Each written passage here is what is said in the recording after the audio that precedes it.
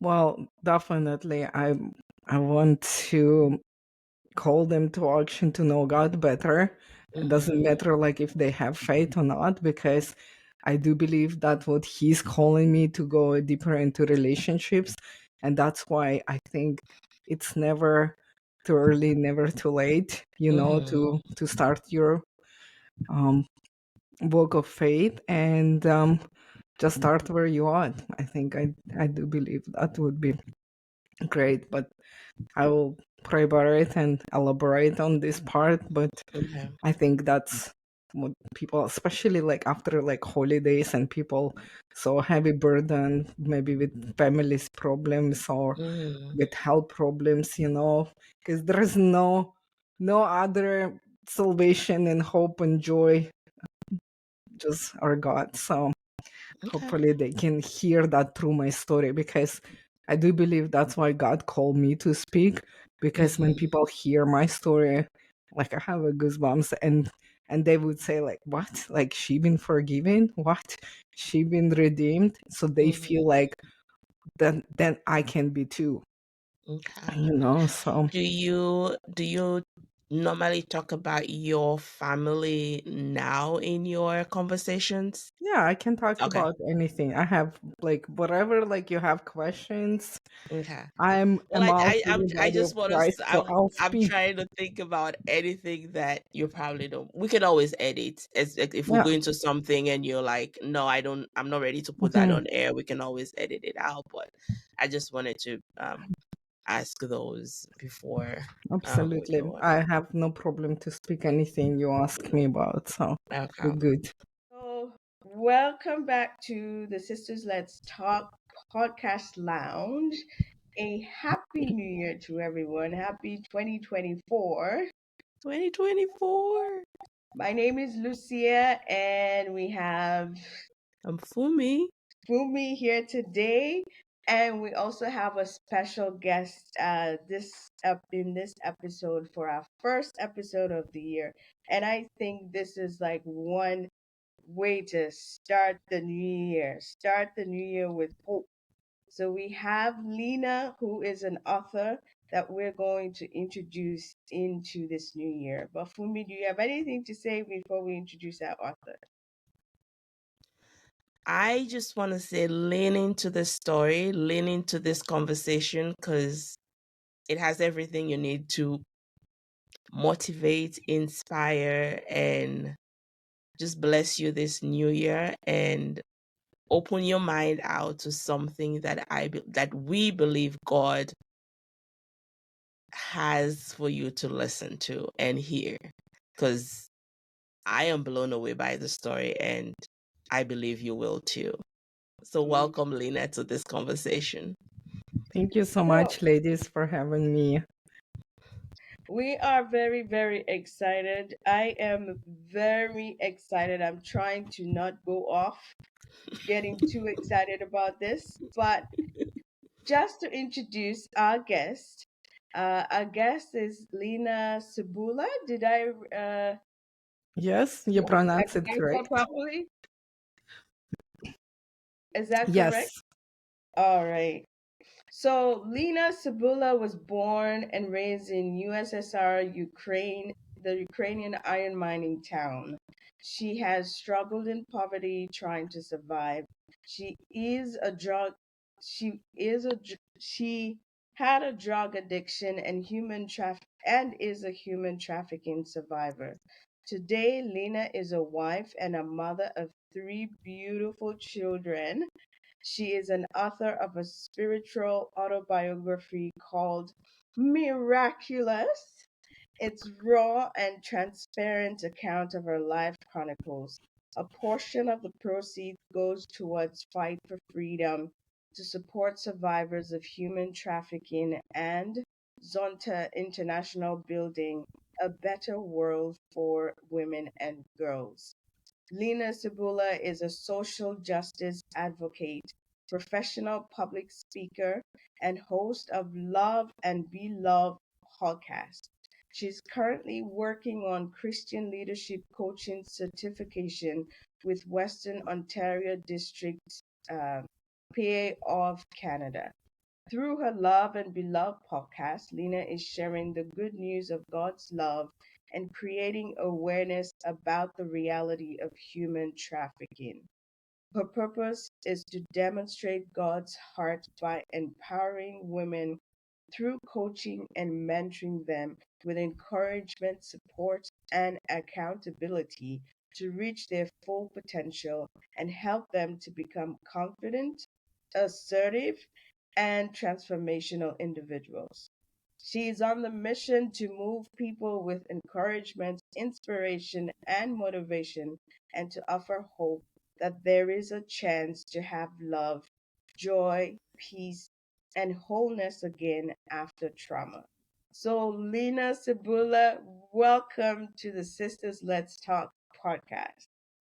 Thank you so much, ladies. Well, that's my story pretty much in a nutshell. Beauty from I know, ashes. like after that bio, I think there's hope written everywhere on that story already. So that is lovely.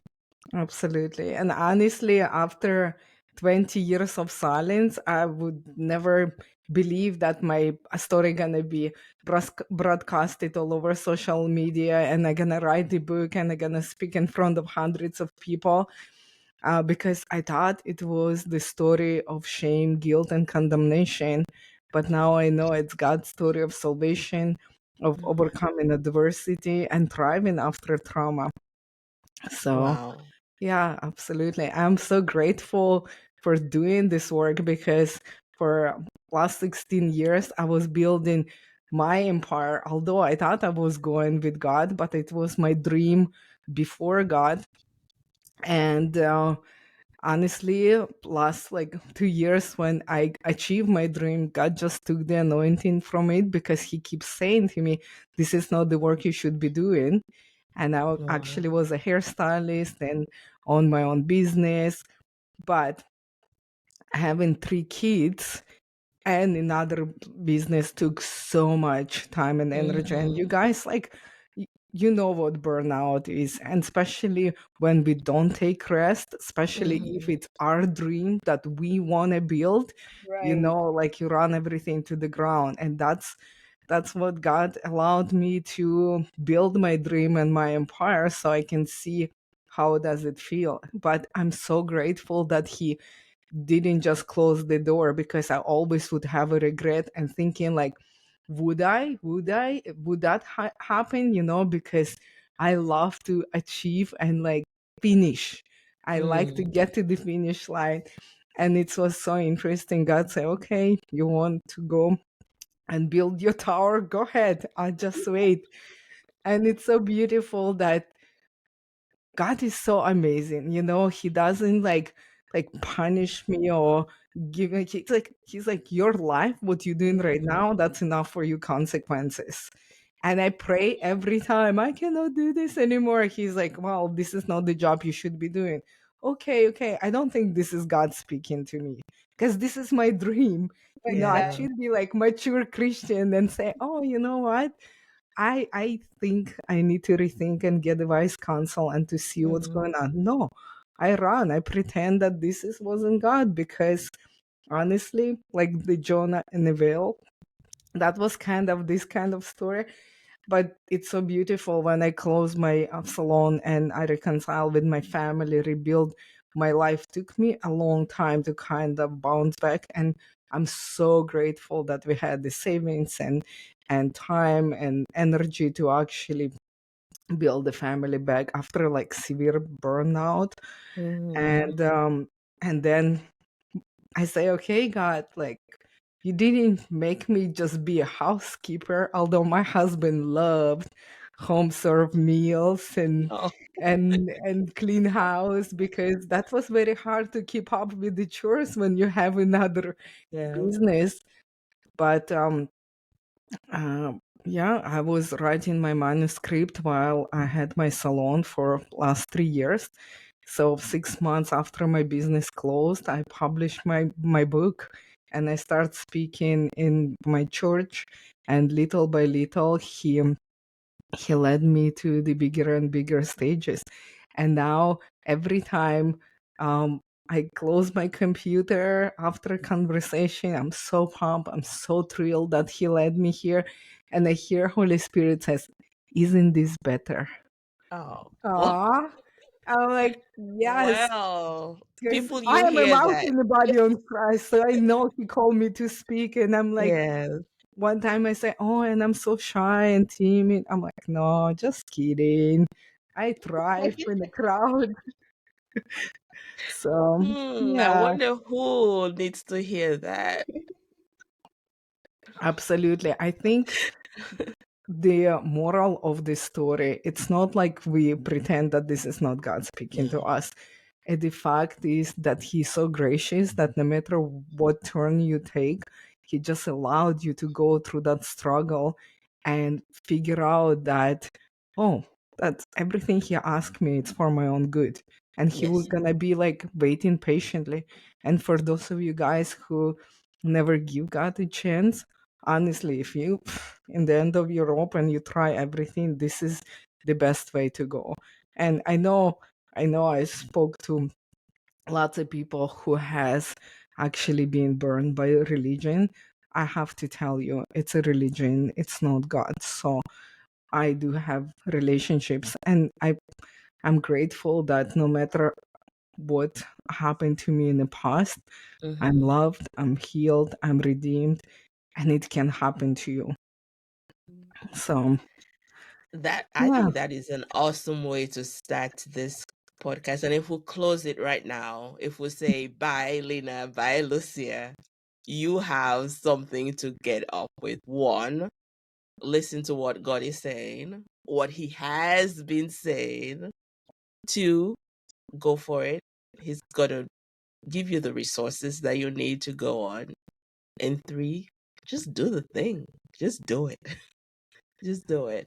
So Lina, um, yeah, and that goes for me too, because it's one of those things that we're always saying, God, give me something to say, give me somewhere to go.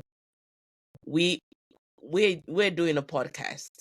Getting on YouTube and getting on video took us 2 years, but we're here. Because both of us, yeah, we really want to do something, and we're like, well, let's turn the mic on. And after a while, we challenged ourselves, and now we're here on YouTube. Actually, it's something bold that we do every day. Yeah. So it's the story of growing. But Lina, we're here to hear your story from the beginning. I love beginnings because the ending, some people look at it as, oh yeah, that is so beautiful. But where did Lina start? Tell us about USSR. Yes, absolutely. Excuse me. And you're absolutely right. People don't know until you actually share the story. People see what's happening right now. Yeah. And I have a church family, and they always saying to my daughter, "Oh, your mom is fun and bubbly," and my daughter, if you don't see me, she's like, "I don't think so." She's really tough. And one time, even somebody said to me, like, "Oh, you're so much so full of Jesus. Are you been born in Christian family?" And I'm thinking, like, wow, God, they see you, because I'm so not like this. But they see my husband, my children, my home, my ministry.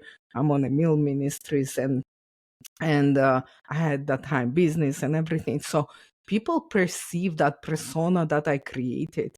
And I do Mm-hmm. believe why God asked me to write that book. Actually, it was my therapy with him. He asked me to go back and look into my past, but from the new perspective as being saved and healed and redeemed. So there was no pain. And was interesting because I didn't want to look back, because I thought I'm gonna relive the nightmares of Mm. my past.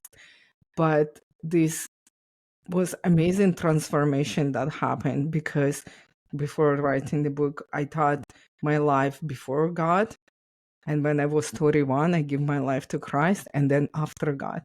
But then looking back, I realized he was walking with me from my mother's womb. So here a little bit about my story, and it healed me, and I was able to reconcile and with my past and with myself and with my family. So I was born in USSR, and when I was 11, Ukraine claimed independence. So our world just broke, Mm. and there was so much discord in the country, and my family already struggled. My parents struggled with their marriage, so it's kind of like throwing the match into the fire, and it just Mm. exploded. And I was so shocked how fast my family life deteriorated. They became an alcoholics, and I do believe that's how they just cope with their problems, because there was no social workers to come and help them and guide them. And they wasn't like one of the family. Most of the family went through very like bad discord. And um, my family literally start I don't know, partying, drinking, and doing drugs, and the doors were always open, and my house was full of strangers. So around 13, I became a target for those guys, because they brought booze and drugs, but they brought food as well. But I was like starving in poverty, and our home was infested with black mold, cockroaches, and mice. Excuse me. I was hungry all the time, literally starving. So when these guys brought booze, I was hanging around because it was opportunity to eat. So my parents didn't protect me. The government or police didn't protect me. So I've been beaten, raped, and in the basement of my own apartment numerous times. When I thought things couldn't get any worse, 1 month before my 15th birthday, I woke up with this severe abdominal pain. I was scared and confused, only to find out in the hospital that I'm in active labor. Wow. I had a baby. I didn't know I was pregnant. I didn't know who her father was. And she died 3 months later from health complications. They actually, because I was underage, my mother come to the hospital, and they make me sign the papers refusing my parental rights, so she would be able to stay in the hospital and get the treatment. Because of her health, she would not be able to feed, Mm. and I would not be able to take care of her at home. So that broke my heart, because I thought, wow, I'm just like my mother. I'm neglectful. Mm. And it just brought another load of shame, guilt, and condemnation. So she passed away 3 months later, and I actually went to pick up her body. I asked my friends for a little bit of money, and we collected to get her a casket and a plot in the cemetery, because I felt I owe her that I couldn't help her in life. So I carried this like little teeny tiny casket to the cemetery in my arms, and for the next 20 years, that image has plagued my mind and my soul. I suffer with anxiety and panic attacks and depression. So I'm start looking for coping mechanism like booze and Mm. drugs. And then I found the heroin was working the best, because it could turn me off for the Wow. longest time in a day. And then I never per se thought to like kill myself, but if Mm. I thought like if I fall asleep and don't wake up, this is my lot. This is it. But then a few years later, I have like this awakening. I was so tired of this lifestyle, and I saw people dying around me. Somebody went to jail, and somebody died of overdose, and somebody got shot. So I didn't want that anymore.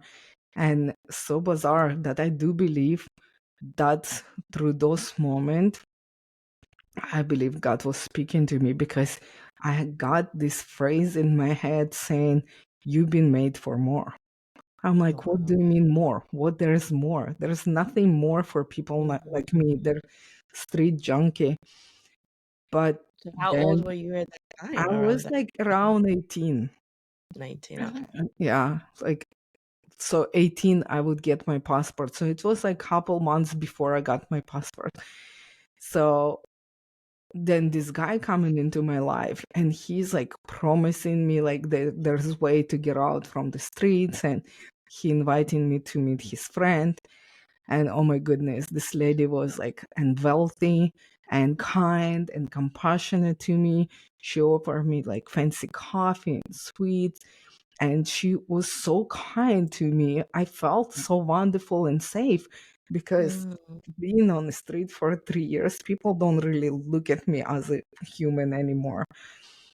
And she offered me a job. I'm like, oh my goodness, this is an opportunity. There was no specifics, just a job. So I agree, eager to escape. There was so many red flags. When you read my story in the book, Mhm. you I would just know want to about say, that. I was reading, I got to that part. I'm like, no, no, don't go. I was getting You involved should, in the story. yeah, and you should understand. They took me to, they cleaned me up. I still was on drugs, but they washed my hair. First time I went to the hairdresser. They got me a passport. I'm like, what is this? But for me, just in that time, I was like, wow, somebody really care. It is And something new, yeah. And it's probably was something you've seen that you're like, this is what I want. well, that was an opportunity. I'm like, oh Yeah, my goodness, somebody betting on me getting off the street, getting off yeah. drugs, and like they promise. And that's what I want to tell you guys about human Mhm. trafficking. The bad people doesn't come looking like evil, and this is their livelihood. So they like the best actors you would find. They are kind, Right. compassionate, they wonderful, they lure you in, like a fish with that golden lure. Like they gonna make everything wonderful. You're gonna feel wonderful. You're gonna think this is the best of the best until it's too late. So Okay, so that's let what let happened to let's me. halt there for listeners to know.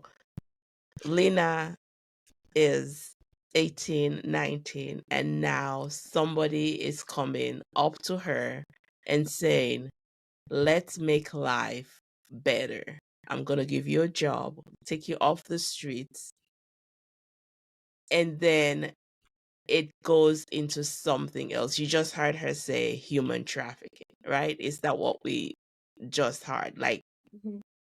somebody it's not there to help. Yes, It Absolutely. looks like help, but not help.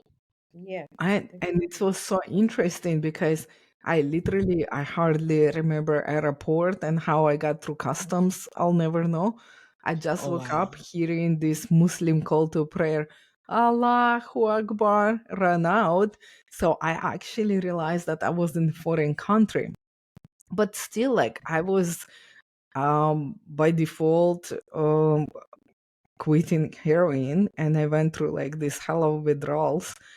But they knew that, and they just left me alone. And I always thought like, whoa, my body just recovered. But honestly, guys, people dying from the withdrawals from heroin. That's why people don't quit. But now Mm. I do know that it's just God didn't finish with me. That's what happened, because Oh, there wow. was the amount of drugs and the quality of drugs that I was using. I should be dead million times over. you Oh, can have a wow. So cardiac arrest, you can have seizures just from withdrawal. oh yeah, the body, like the organ just shuts down, and it's Mhm. like I thought like, oh, it's a lack of dry, I survived, but now I know this is God saved me for His purpose. But it was so interesting when it was so much faster, because I was so allured by my new surroundings. So my brain wanted to explore, so it have to like kind of kickstart the body. And I was really surprised about it. And we have two guys that were accompanying our five girls, all from Ukraine and Russia. And they were acting like our guides. And we toured the city. They brought us to the restaurants. We walked in the Wow. Red Sea. We went to this beautiful um, tourist city, on the Red Sea, when every building look painted white, like that Mhm. Santorini, Greece. I was so blown away because I never experienced such a beauty. And I thought, wow, like this is a miracle, that from the streets it's coming here. So I had this huge hope that something really good Mm. happening to me. And then next day, our hotel got raided by the police because one of the guys was flagged for human trafficking. So they Oh, took wow. our passports, fingerprints, and in the police station, and they keep asking us, "Why you here? Why you here?" But because they give us a script, because they explain us what we are doing there. But honestly, I've been like liar and cheat all my life to get the drugs and stuff. I didn't even think that, like, sure, the government asked what you're doing here, you lie. Okay. That was like my livelihood, like for last like 10 years. So we stuck to that script, and later on they let us go. They imprisoned that guy, but they let us go. And another guy took us to another mysterious destination. A little bit summarizing with you with the book, but there's like story how, like, I do believe that's God, because there was five girls released from the station um with no Arabic, with no English, with nothing, with no money, and we still figure out how to get back to Cairo. It was so bizarre that they So didn't you went really, back to the people, to because this this is only one person that we that you know. know. And Yeah. but I think if the police would arrest us and deport us, we would not end up where we end up after. Oh, wow. But so this guy brought us to the middle nowhere. It was like we drove through the sand dunes probably like for hours. And um then I think that's first time like I really got scared, because the cops, that's familiar. Nothing there would scare me. But when I saw this huge men with guns in the middle of nowhere, and they just drop us off, and the way they treated us, I understood that I'm in trouble. Oh, And then wow. at night, when it was really cold, and we were super hungry, they forced us to crawl under the barbed wire, crossing the border illegally. So there actually was like dig up the tunnel, and I could see the Israeli soldiers on the border towers. I could hear them speak. That's how close we were. And I actually doing research for my book to find the places. They actually said that now they have motion detectors there, and like all the prevention, because they know that's the route that they take in, the So what traffickers. country were you at going to, that you, I don't know if like you said, you did the research. What country were you at going to I Israel? was in Like Egypt. Egypt. Yeah, Cairo. yeah, Yeah. I was in Egypt, and so we crawl on another side, but there was no one to receive us because of earlier police intervention. So they make us crawl back, and the next day the guys put us in the bed of the truck and threw spare tires on top of us and cover us with tarp, so we could try to get through the checkpoint again. Oh my goodness, I remember like that feeling every time, even I speak about it. You know, when I'm watching movie and this container falling on a guy's head, and I always ask, like, why wouldn't you just move? Just run. If you walk like a few steps, you're not gonna get crushed. Or when somebody like encounter the fear, because up to that moment I never encounter fear so paralyzing. I Oh, remember it was wow. like so stiff, and like my mind, body, and soul just froze. I can't understand what's happening because I could see through the crack machine guns, and I can hear people like speak all the different languages and thinking, oh my gosh, are we gonna get caught? Are we gonna get killed? And now I'm like clean from drugs, so I'm experienced this on the dry. So that was unexplainable fear that literally just paralyzed my body. And so as the girls beside me, there was like no sound, there was like hardly any breathing. And when we come on another side, there was people who was waiting for us, so they make us run from one car to another, climb under and over the fences, stuff us in the jeep, and then they brought us to Tel Aviv, where they sold us into different brothels. Oh my gosh. Lina, you're a miracle. You Thank you. are meant to be here. And Absolutely. I think now, like, guys, when you read the book, all this is in there, but it's amazing to see how God works. Like, God really works. And listening to your story and knowing that you went through it, I think like we said in the beginning, when you're going through it, you're only going through it to leave basically for another 2 hours, because that's probably all that you can see in front of you. But looking back at where you've come from, it feels like it all makes sense and you can see God in it, but we don't see it when we're going through it. Oh, And I absolutely. think that's why the Bible is so rich and perfect, because people have gone through meanest, unimaginable evil and destruction and foolishness. Sometimes you're looking at it like, what were you thinking? Like, going through that. And then now we are reading about it, like you were saying, why don't you run? Why don't you just listen? Why don't you just do what God said to do? And we are basically doing the same thing.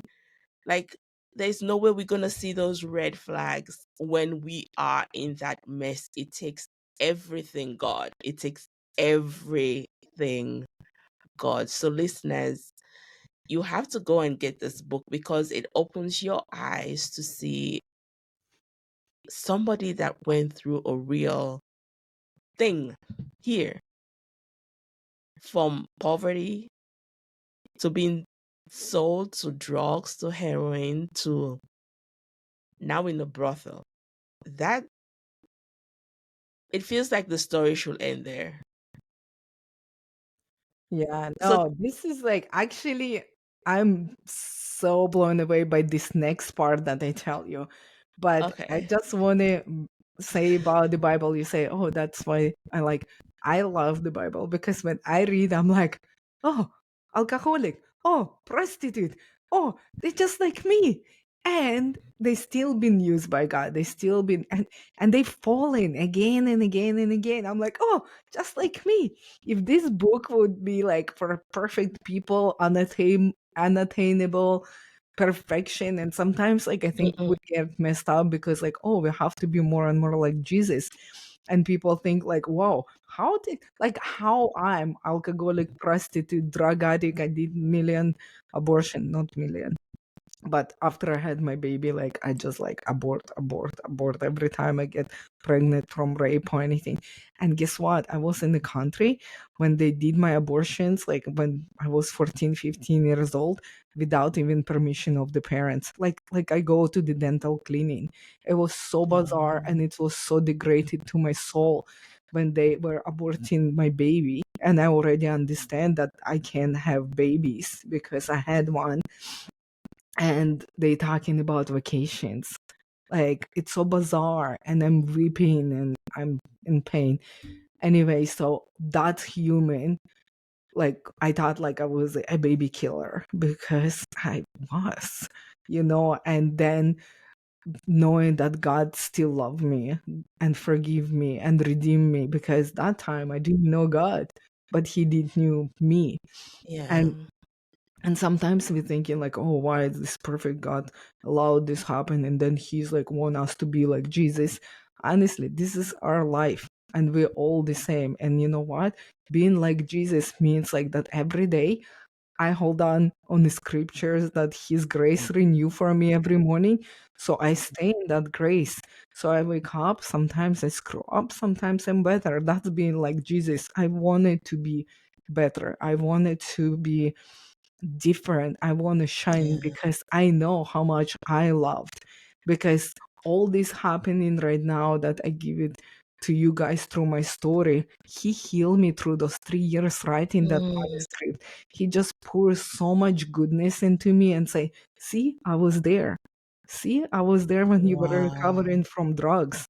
See, I was there when like you were about to be beaten by your father, but you pray to me. I don't know, God, if you there, please save me. I was there. I was there. I was with you.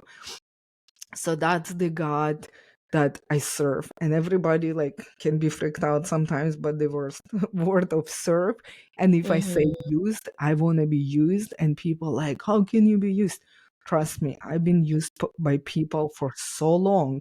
Mm. It's not the same when God Wow. uses, like, no, first, when people using you, they do it for their own good and they Mm-hmm. take everything from you, and you end up burnout, depleted, depressed, broken, and everything that comes with it.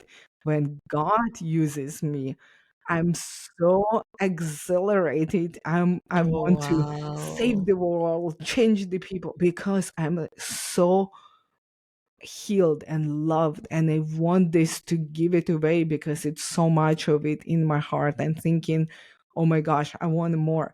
And I kid you not, I try every drugs on this planet. No, not true, I didn't do LSD, so that's one thing I didn't do. So I try so many like drugs to actually make me feel this way.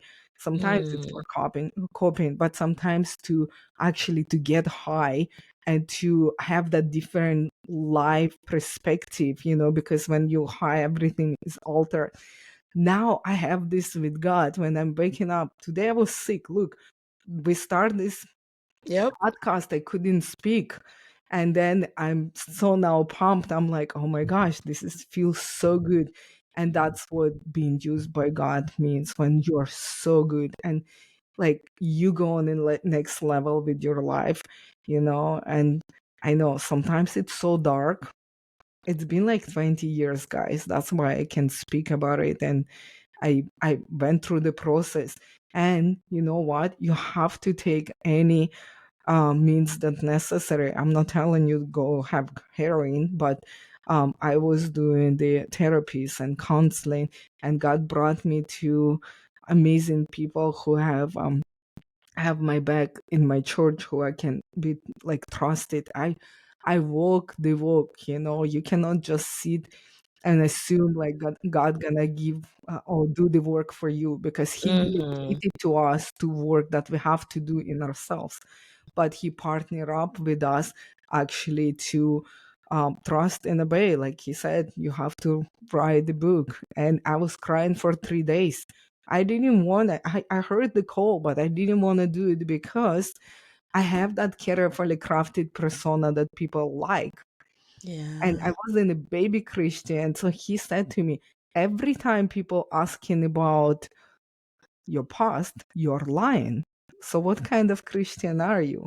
And I'm like, oh my Mm. gosh, I'm perfect in every other way. I think not perfect, but whatever. But I'm lying about my past because I have to cover the past, because the past is a secret. And He said, we need to deal with the secret. And He didn't ask me to do this when I was still just coming out from trafficking, or just met my husband, or just had the baby. No, I was like solid in my faith.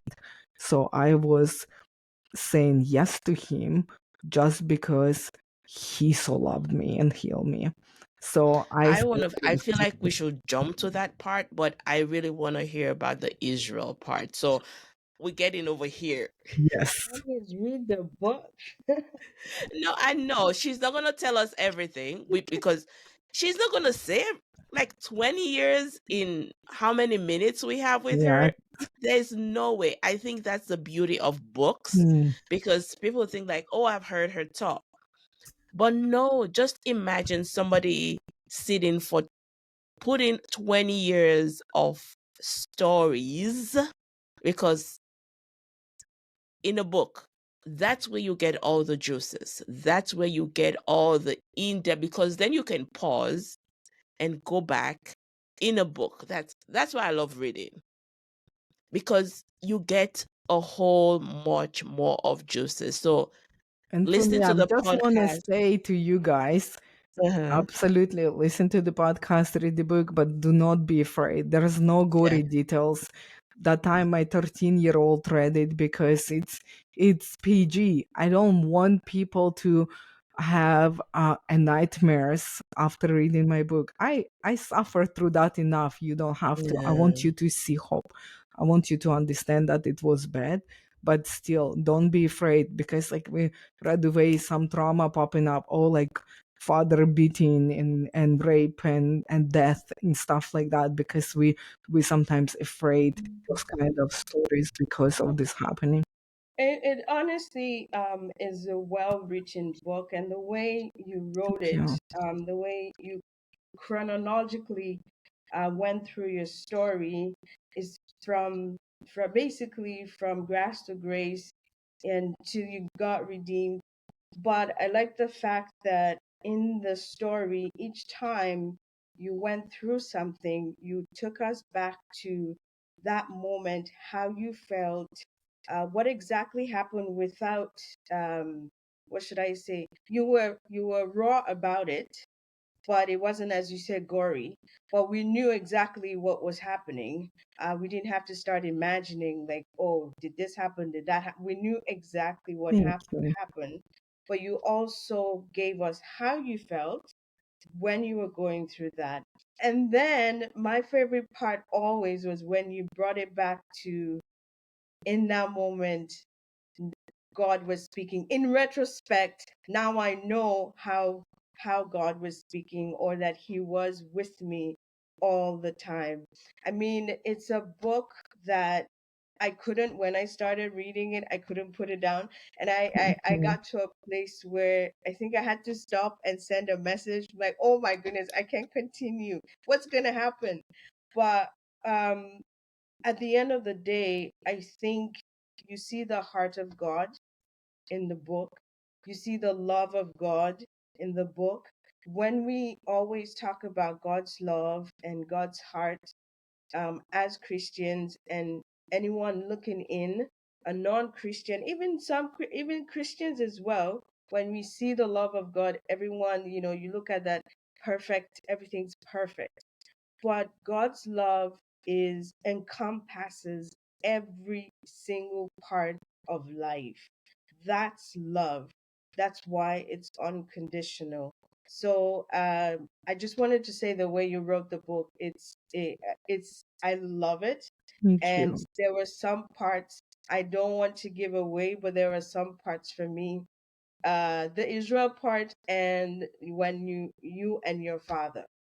Mm, So it says that everyone is redeemable. yeah.